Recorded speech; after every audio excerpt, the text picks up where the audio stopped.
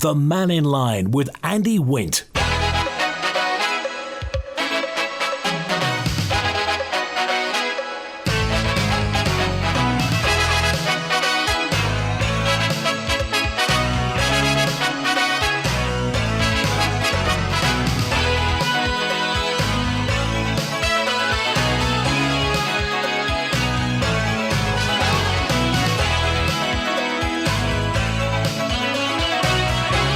Pastor Mai, good afternoon. Mannin Line's now on Manx Radio. Your chance to have your say about whatever's on your mind simply by calling 66 13 68. Text 166 177. WhatsApp 166 177. Email studio@manxradio.com.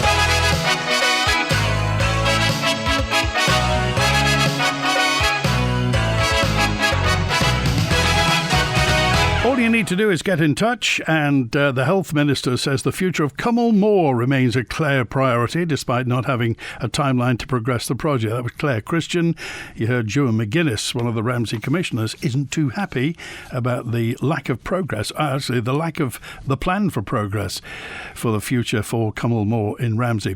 That and anything else, and as I mentioned, Dr. Allenson told a Cummal committee that spending pressures, including during COVID, have reduced our reserves, and the government wants to rebuild the level of reserves to what was held a decade ago, meaning we have less money in the bank.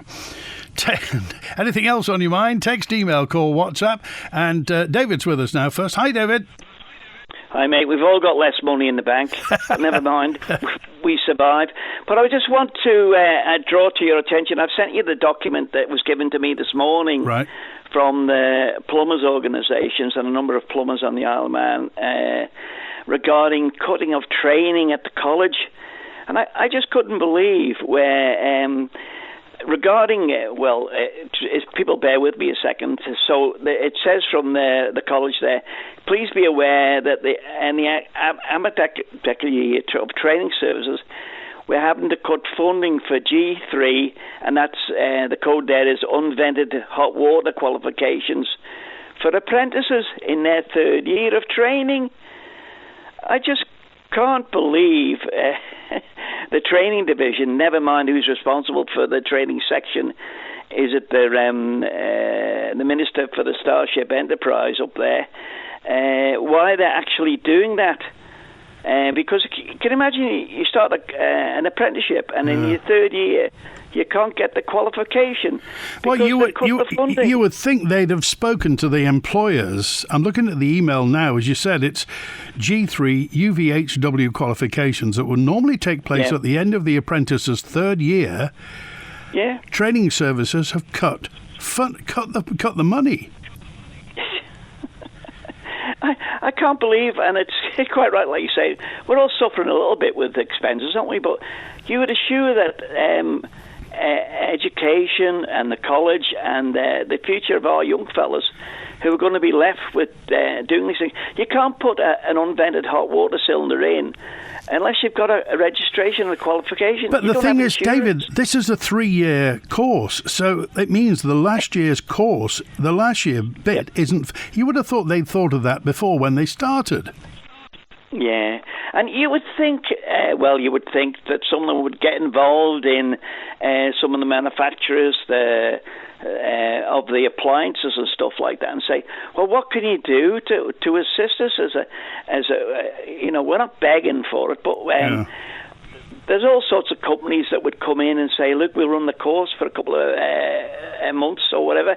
We could do it online. All sorts of stuff can be done online now, but the final test, I suppose, would have to be done locally to certificate them all. But anyway, can I just have a little flip to Cummal Mooar? Yes, by all means. I was involved in government for on the health service side for sheltered units and stuff like that.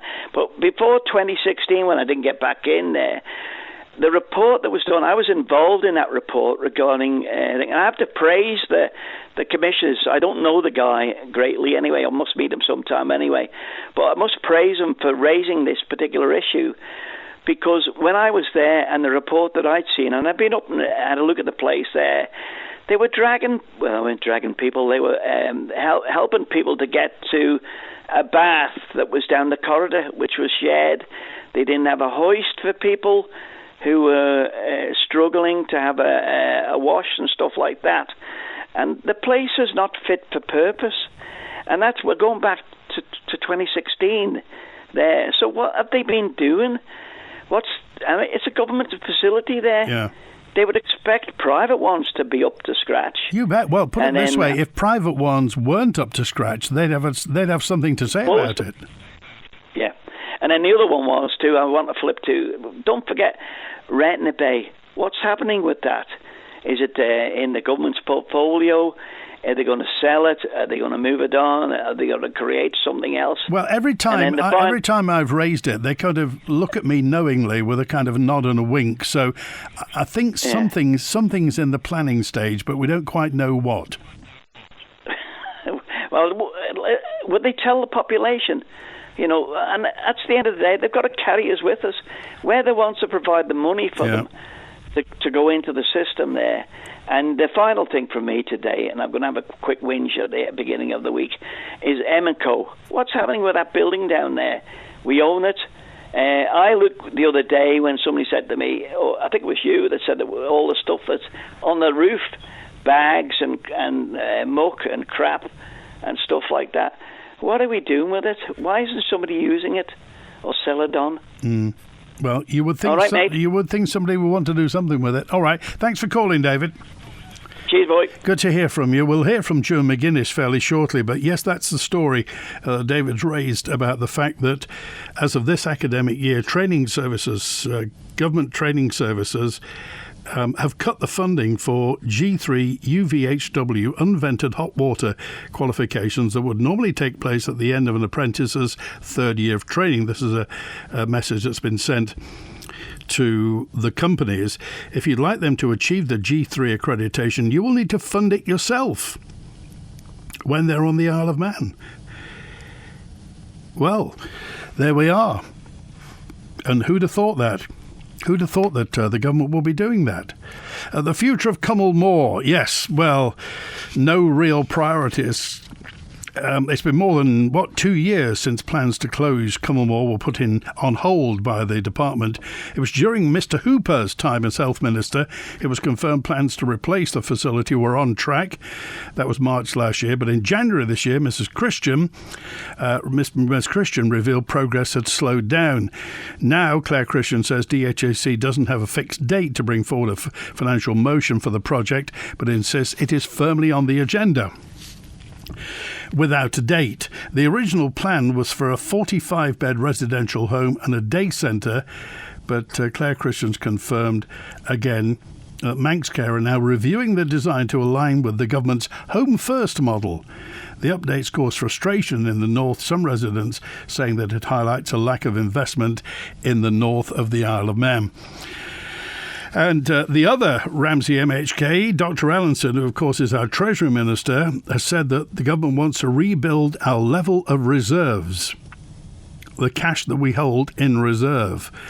Dr. Allinson told a Tynwald committee that the aim is to restore them to previous levels. We have, on the Isle of Man, been in the fortunate position of having significant reserves for a long period of time, but those have, had to be drawn down on over the last couple of years, particularly in terms of some of the economic pressures that were faced with us, and we haven't got back to the situation necessarily of being able to put money back into those reserves.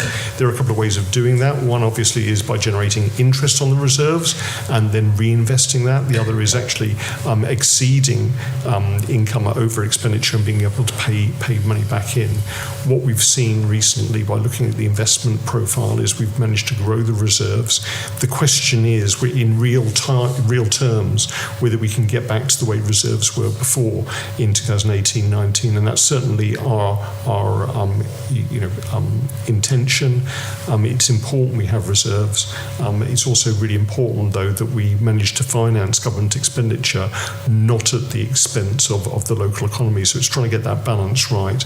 But I'm fairly confident that with the plans we've got, we can stabilise reserves, which we have done, and then start building those up again in the near to medium term. There we are. We need the money. We'll hopefully get the money. A message in yesterday, this came just a little too late to fit in, 680, said, I've looked, we were talking about cyclists and pedestrianised areas and this, that and the other. I've looked, but I can't find any signs indicating that Strand Street, Castle Street and Duke Street are pedestrian areas. Is that true? Or are we just taking it for granted? Thank you for that message. Are there signs at the end of Strand Street stating that it is a pedestrian zone? That's Trevor with that. Well, if you're in Strand Street, Duke Street or Castle Street and you spot a sign, could you just snap a photo of it and WhatsApp it to me on 166 177? It will be nice to know if it is. And by the way, before anybody says, this is not a go against cyclists. This is a go against naughty cyclists. Uncivic cyclists, just like we talk about people who litter, people who drop litter, who drop fag ends, who drop pop tins, people who let their dog mess and don't clear it up, people who drive carelessly. Nothing about cyclists, it's just the cyclists who don't observe the courtesy of the road and certainly the courtesy of the pavement to other people. So by all means do get in touch if you know whether it is pedestrianised. Why on earth, says Tony, would you let somebody get to their third year and then cut the funding for the exam? Only in the island can this happen. I can't get my head around some of these decisions at times. Lots of people are asking what is happening to Cummal Moor. Well, we'll see. Dr. Allinson, regarding Dr. Allinson, says, Aline, yet we waste money hand over fist on schemes that nobody wants and overpay for over-engineered projects while the basics are left underfunded. It's the worst government ever, says Ali. Well, I'll be honest with you, Ali, everybody says it's the worst government ever when any government comes in. Things always look better looking backwards. But no, we take your point and I appreciate it. Thank you also to what's happened to that £21 million surplus from Treasury, says David. We'll find out. Has anybody taken their Tesco delivery for groceries and got their groceries delivery cancelled at short notice from Lake Road this morning? No reason given, says Ned. Well, crack, it may be something to do with those flipping traffic lights around South Quay. There's something else they are. You'll be forever the people playing cards in the queue there. Stephen's with us now. Hi, Stephen. Hi, Andy, and good afternoon, listeners. I noticed in your first clip, Andy, you played about the evidence session that where the Treasury Minister told the committee that they hope to start rebuilding the island's reserves, and it comes as independent financial advice is being used to check budgets across government. Yeah. Well, what an interesting thing. On the Manx Radio page on Facebook where this is reported, Kate Lord Brennan, the MHK for Glen Faber and Peel, has written, I was in that committee session, as in asking questions. I don't recall anything being said about independent financial advisors checking budgets in departments. And who would be doing that? I think probably reporting should match what was said. Lots was asked, challenged and said. This whole sessions were online anyway if people are interested. But isn't that most peculiar? That the Treasury Minister claims that this was said, and yet Kate Lord Brennan, who was there and asking questions, said nothing was mentioned about independent financial advisors. So it's a very peculiar situation we've got there, isn't it? Not that I've gone back and listened again to see is it true, but I'm absolutely sure that Kate Lord Brennan, the MHK for Peel and Glen Faber, wouldn't have written that if it wasn't true. So I wonder, was it something possibly that the Treasury Minister spoke later to the Manx Radio reporter? I would think we do need more clarity on this because it's quite a big issue. A lot of, all around the island, people are asking for budgets to be clearer, and I know the Speaker would like zero budgeting, where, well, whatever the truth of that is, but I know that there's a lot of discussion about the budget and how we're still rolling down on reserves to manage the budget. So I think we do need more clarity on this, to find out exactly what was said was, and if it was said, who's doing it, and incidentally, who possibly are these independent financial advisors. I don't know, Stephen, whether you get the feeling, it will be nice to know, in words of one syllable, what the situation is and how long it's going to be before we get back to where we were. And we take it as read. Times are tight. In fact, they've not been tighter for a long time, and it's only now coming out how much was spent during COVID. So bearing in mind next year there's an election, and nobody likes giving bad news to the electorate, it will be nice to know, as I say, in words of one syllable, honestly, where we are financially and where we hope to be.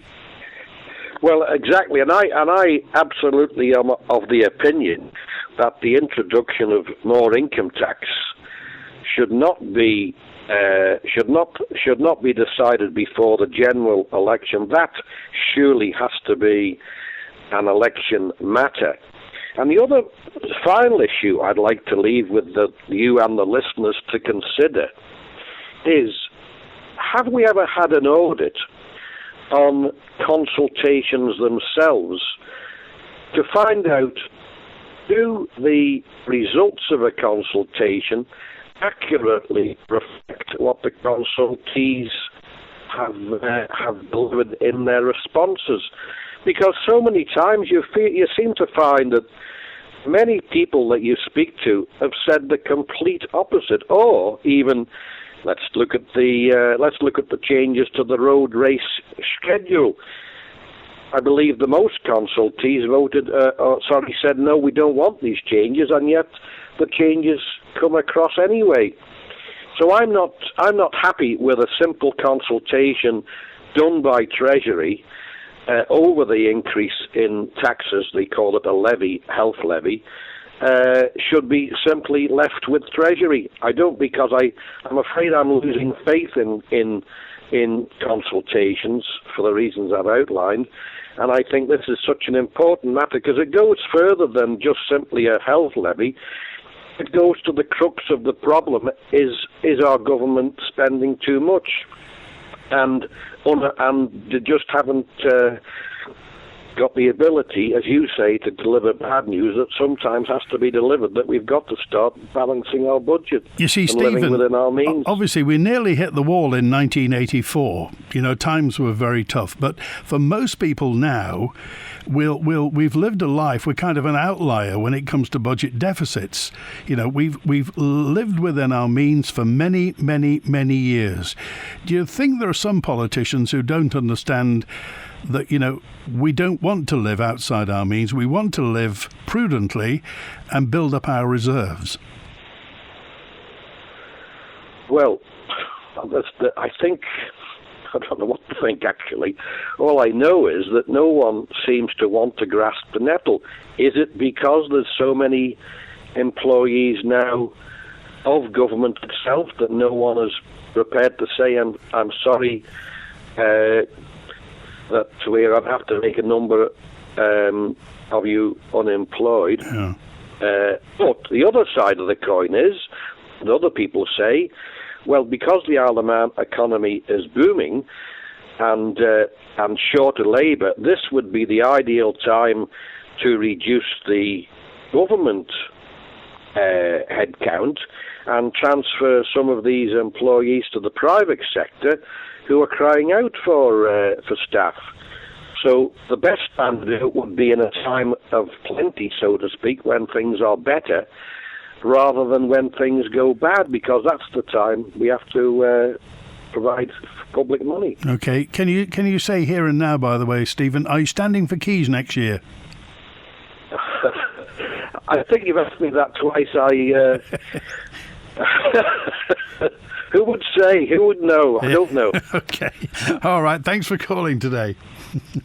Cheers. Now it's 26 minutes past 12.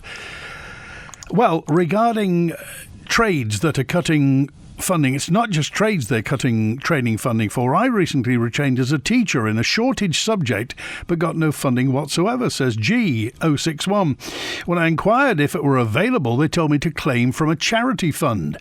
Now I'm qualified and working alongside other teachers they've imported who are getting £500 per month for housing and £500 per month shortage subject allowance on top of their wages. £1,000 extra per month, £12,000 a year. Because I trained here, I got none of that. Is it fair? Tony's with us now. No. Hello, Tony. Hi, Andy. How you doing? Very well, thanks. Yeah, what's on your mind? Well, the answer to the previous question, no, it's not fair. And that's indicative of this government and the way they do things. We've got, I think, three things. One, Alf Cannon. It beggars belief that all of a sudden, I guess it's maybe the election is coming and he's worried about his seat, but he suddenly says, we need to go out and consult, which is the favourite saying from everybody in government. We need to consult with somebody because we don't know what we're doing. And that consult should be that we would find out, when people come to the Isle of Man, how are we going to deal with the fact that they're a strain on the economy in terms of we have to pay them, we have to do this, we have to do that, and obviously the integral support services that they need. Now, I would have thought that before he announced 5 years ago that he wanted to bring 15,000 people here, he would have done that beforehand. Now, unless I'm very much mistaken, anybody who runs a business, that's how you approach things. And obviously, Alf doesn't run a business. Alf runs a government which is incompetent. So you go on to the Treasury, and he's telling us now, right before he's basically going to get carved up, that the Treasury Minister thinks we should go and get a consultant to tell us how to budget. And once again, beggars belief, because anybody who's been in business will tell you you do a zero-based budget to start with for the year, and that zero-based budget is full of line items of what you're intending to spend your money on, if you get any, of course. And then you look at your revenue income and say, which in the case of the government will be how much you're going to get from Treasury, and say, okay, what are these items can I drop out and push to next year, or do them differently? Ask somebody else, can you take some of this on? That's how you run a business, and that's how you should run a government if you don't want to just keep spending money. So, and it beggars belief that the man in the Treasury doesn't understand that, and he needs a consultant to tell him how to do it. So I just, you wonder, what are they saying these things for? Because it doesn't make any sense whatsoever. So if you go back and ask them, they'll just foo-foo, oh, no, we don't do that. Well, why not? So every department, when you come for your money from Treasury, should be presenting a list of things that they want to spend their money on. But apparently not. They just come to the Treasury and say, give us some money, and they do. And then they go off and waste it. In a lot of cases they do. Not always, but a lot of cases. But Tony, this is fundamental to the future of the Isle of Man. We were always used, the Treasury ministers in the past used to proudly say this is a balanced budget and we're contributing to the reserves. You know, we simply can't go on living outside our means. So why do we need a consultant to tell us that? Surely anybody in Treasury should be able to recognise that. Well, and presumably we've got experts in Treasury who should know that. Well, apparently we don't have any, because they're saying we need to get a consultant to tell us how to do this. Andy, don't get me wrong. I'm not trying to carve anybody up, but this just beggars belief. The level of incompetence at each department level is unbelievable. Anybody who's been a business person, which is what the old governments were full of, that we had years and years ago, anybody who's been a businessman would say, right, well, when we go out and we look at this, we need a budget, and it needs to be line by line. So I'm going to spend X amount putting new horse tram lines in. I'm going to spend X amount doing this. I'm going to spend X amount. And then you look at it and say, which of these are priorities for the people of the Isle of Man? and which are nice to haves. And you put basically two lists together, one which you definitely have to have and need, and the other which is nice to have. And you may or may not be able to say this is justified on this basis. But we don't do that. We just say we want to do lots of money, it's going to cost this much, give us some money. And that's what the Treasury does.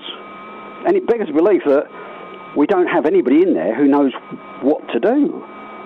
Because apparently we don't, because they're going to ask a consultant and spend some more money on somebody who doesn't know anything about the Isle of Man and really is just going to do a nice result, send them a nice thing, and they'll say, oh, that's what we have to do. Just like net zero and all the other reports they've had, where they're faulty. The reports they get are faulty. I mean, KPMG says you should bring 15,000 people here and then 5,000 working people and you'll solve your balance of budget thing. That's great, but then we adopt that, but we don't do any of the necessary work to look at it and say, how much is this going to cost our systems? How are we going to cope with these extra 5,000 people? Yeah. Now, Alf decides he's got to do it. Isn't that a little bit cart and horse? In other words, cart in front, horse at the back, so we're pushing the cart. Is it just me, or is it fairly obvious that we have a completely incompetent set of government ministers? Okay. Or is it me? Well, anyway, everyone will decide. Yeah, the problem is they're not getting the true picture to be able to decide. Because we're not getting told how bad things are.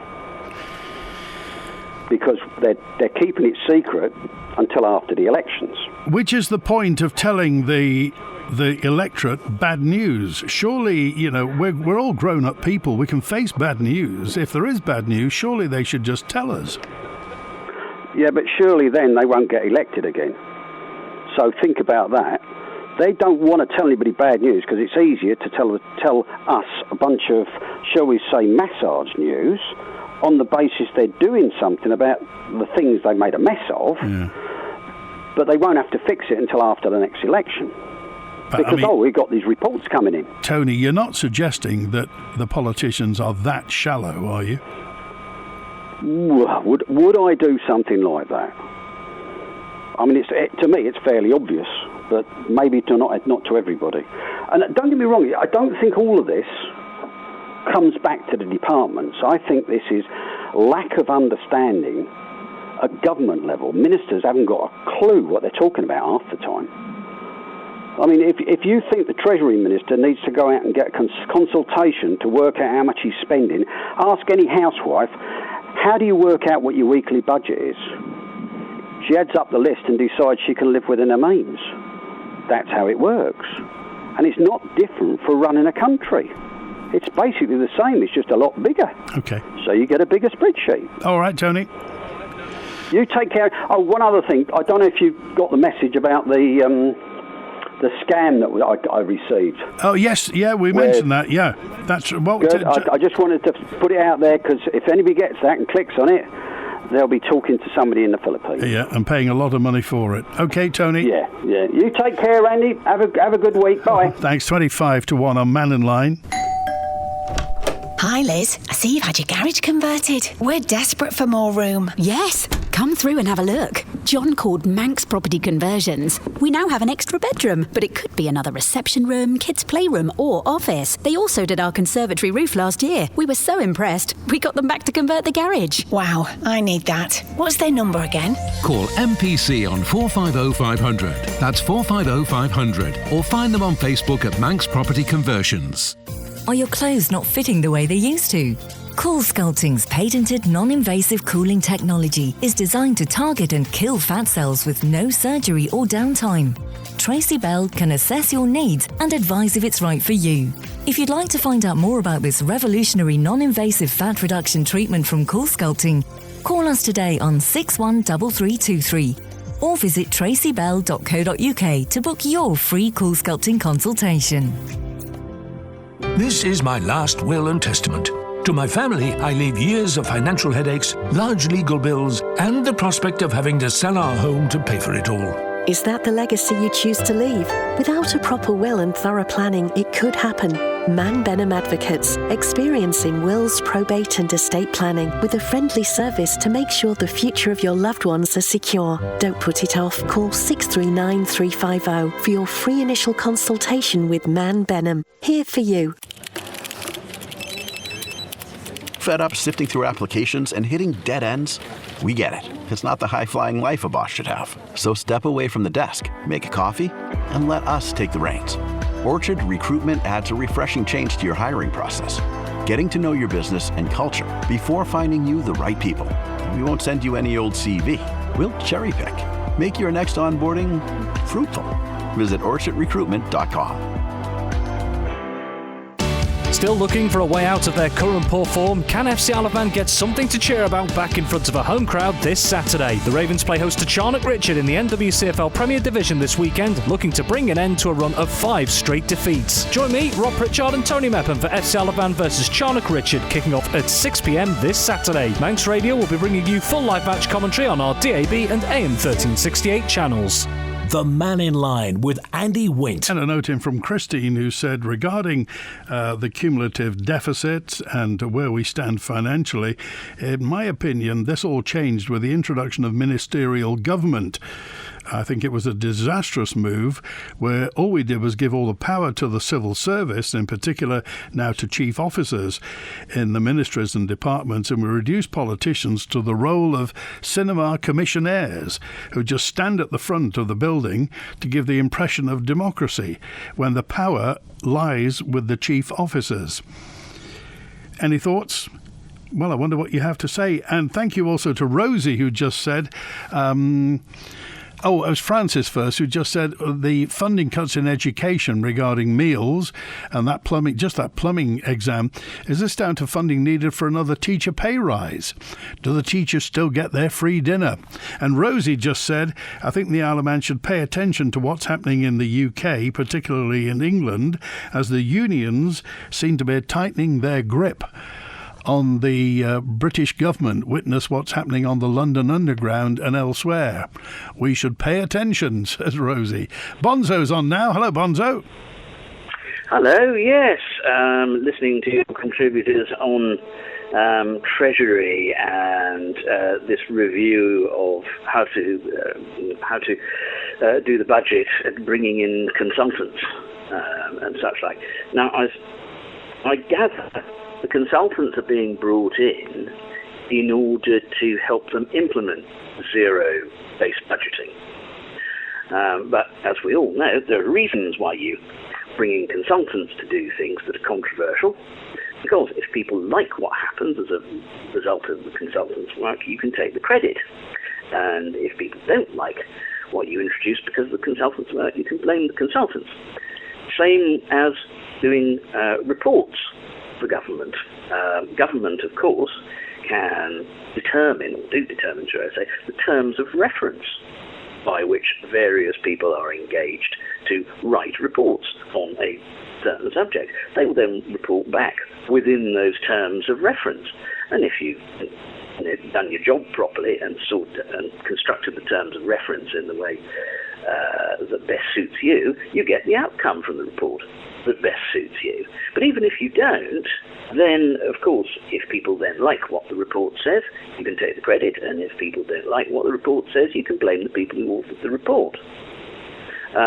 These are all the very well-known wheezes for politicians to avoid responsibility for doing anything and to kick cans down the road. And seeing as we're now only a year away from the election, kicking cans down the road is a very politically attractive thing to do. So, where does this leave the general public, the voters, the electorate?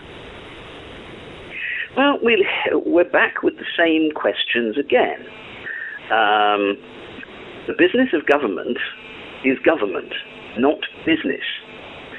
This sort of golden age viewed through rose-tinted spectacles of when businessmen ran the Isle of Man and didn't draw any salary for being a member of the Keys or such. Yes, well, Of course they'd do that, because then they could actually determine policy and law which suited them. Why do you think they did it for nothing? Terribly naive. And government has become a much more complicated thing to do from the days of when we were a place that did tourism. Nowadays, of course, we're an offshore financial centre. We have all sorts of regulatory obligations with that. We also have an aircraft registry. We also have a shipping registry, which again necessitates all sorts of regulations and such like. And that which is expected from government and the state itself has grown. So we have more demands of an education sector. We have a proper higher education sector now on the Isle of Man, which we didn't before. Our healthcare is much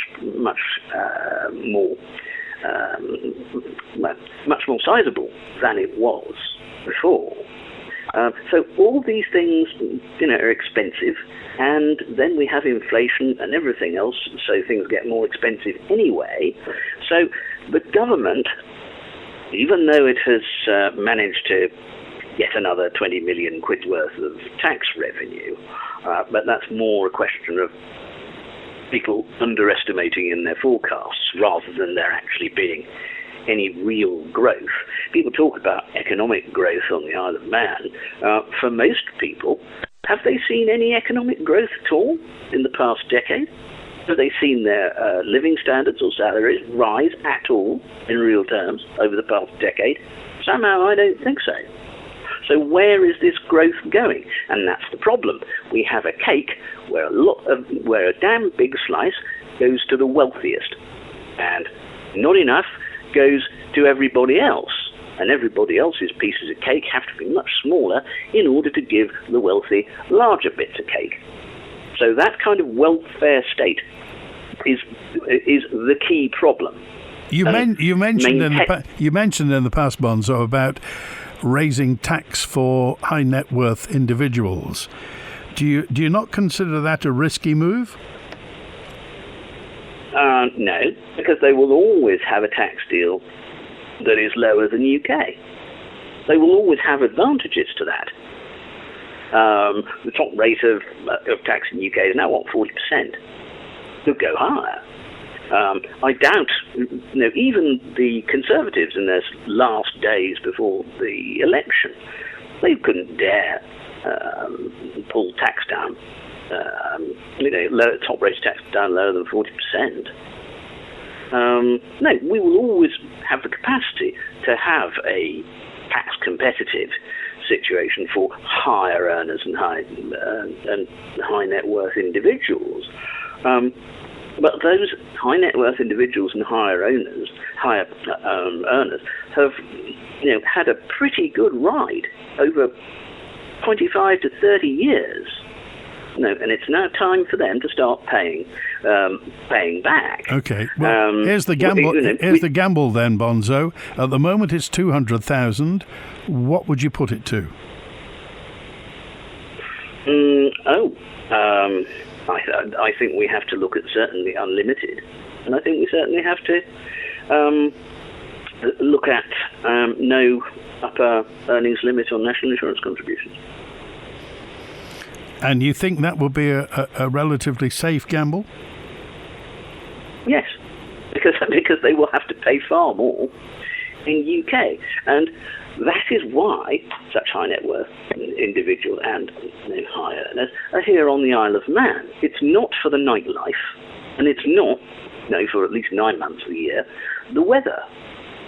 It's because it is the nearest tax competitive jurisdiction to UK, and of course it is the only nearby tax competitive jurisdiction where you can freely buy property and move in.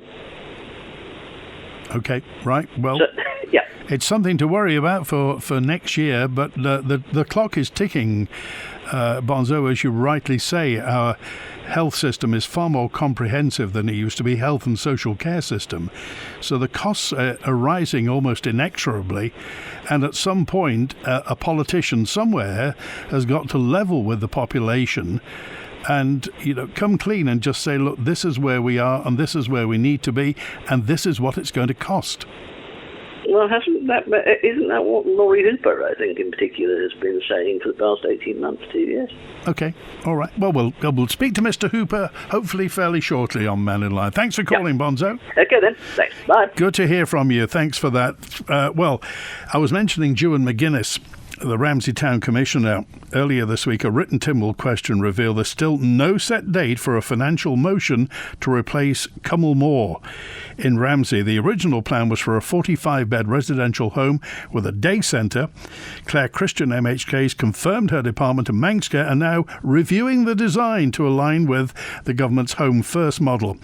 Well, this has caused frustration in the north, with some residents saying it highlights a lack of investment in the north. Ramsey Town Commissioner Ewan McGuinness. It's easy to say Cummal Moor is a clear priority, but the complete lack of any meaningful action over the last 2+ years, I think, evidences that it's not a clear priority. And I have no real hope of anything happening before the next general election. This just feels like another example of Ramsey in the north being second best on the island, that we have a facility that is staffed with great people and provides a really important service, but needs to be updated for the benefit of the whole community in the north and the island as a whole. And there's just no investment and nothing but glib platitudes from government. I mean, ideally, what would you like to see on the site? If you could kind of snap your fingers and have it fixed tomorrow, what would you like to see, or would you see it moved? What would be the goal? So what was agreed a number of years ago was a sort of land swap with Coolnamara, which was the sheltered housing that sat behind Cummal Moor. Ultimately, what we have on that square footage is an awful lot of space that's available. It's in the town centre. It's ideal for exactly what it is, which is residential care. And what I would like is pretty much what had been agreed a number of years ago, which is a state-of-the-art facility that looks after a good portion of our increasingly elderly population. I think this is more than just a facility and the wider picture of investment. There's the human element at the back of this. It's not just the residents who are in Cummal Moor at the present or the future residents.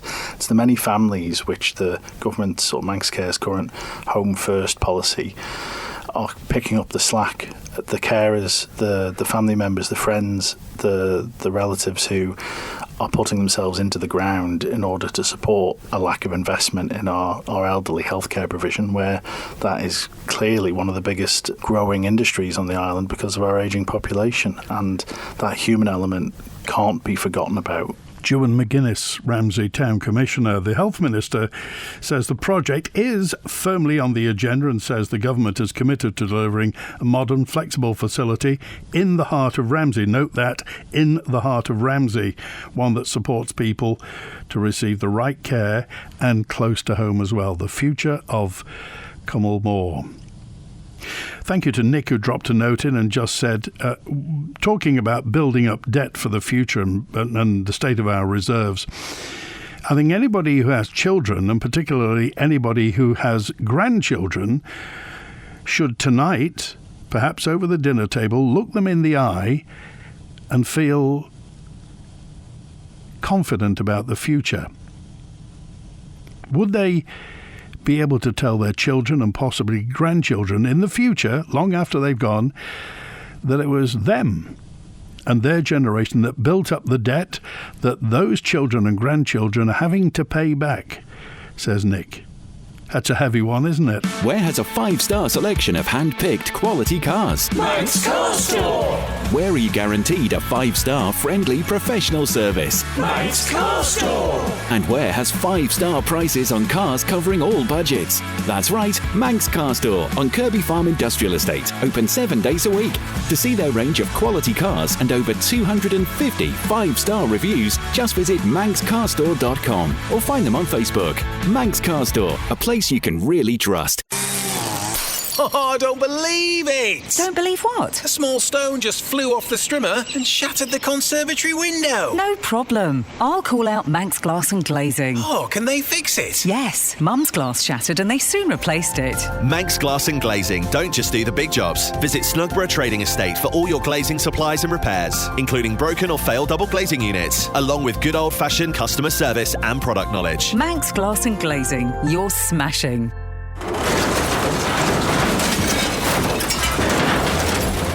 Scrap metal coming out of your ears? Then there's only one place to call. Castane's Scrap Metal, of course. Castane's pay top prices for lead, brass, copper, aluminium and stainless steel, as well as ferrous metals, scrap vehicles, and they're even licensed to scrap lead-acid batteries. Drop it off today, or Castane's can come and take it away. Castane Scrap Metal, Foxtel Road, call 801 337. The copper network is being switched off, affecting Wi-Fi and home phones if you are not already on fibre.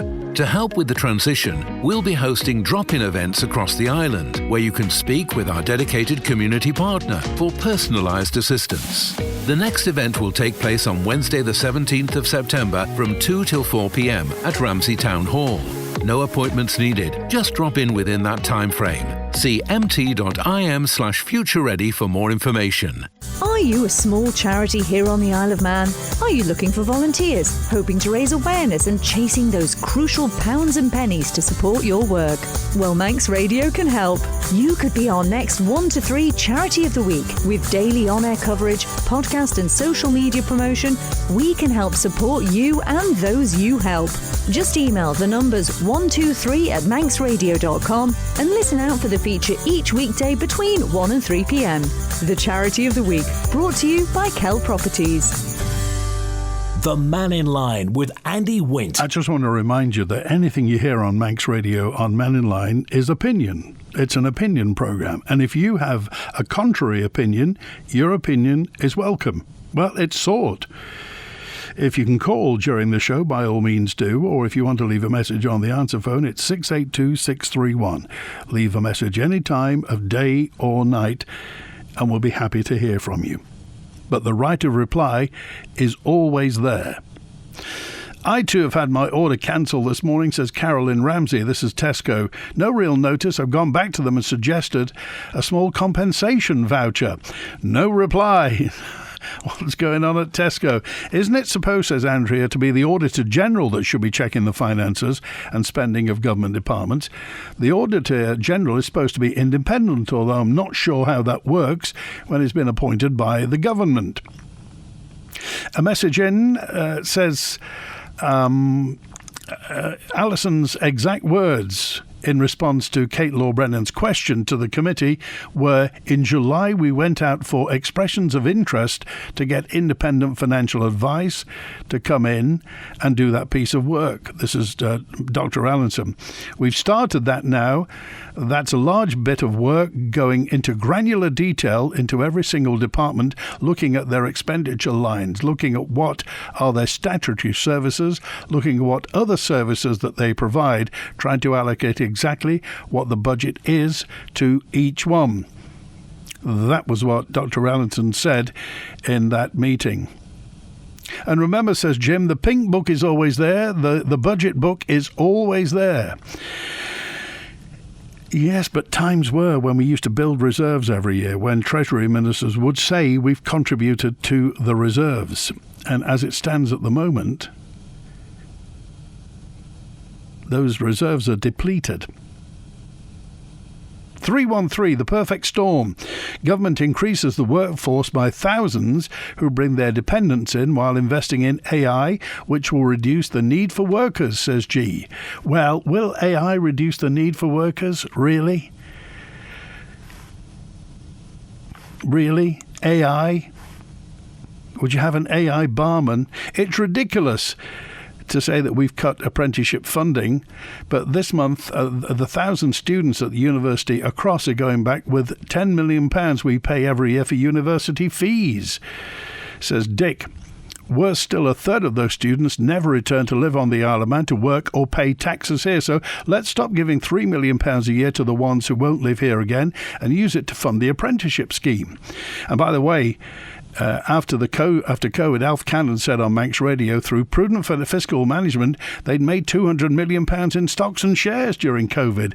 Is that true? I remember something like that. I can't remember the exact amount, but of course the stock market dropped when COVID happened and then recovered. So you would assume if they got people who knew their way around the stock market, then they would have invested appropriately. Maybe Dr. Ironside should ask Mr. Cannon or listen to the interview in the archive.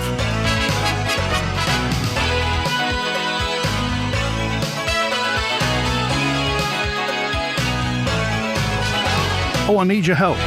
And we're talking about a vintage Manx Radio presenter back in the 1960s. We've been checking through the archive for some photos or any references to Stu Lord. Stu Lord was on Manx Radio in the 1960s. Now, if you have any information, whether you knew Stu or you have photos of Stu or any recordings of Stu, we'd love to get some Stu Lord. It was the law at one time that you had to have somebody called Stu on Manx Radio. Anybody know anything about Stu Lord? Oh, thanks to Howie on the phones today. WINT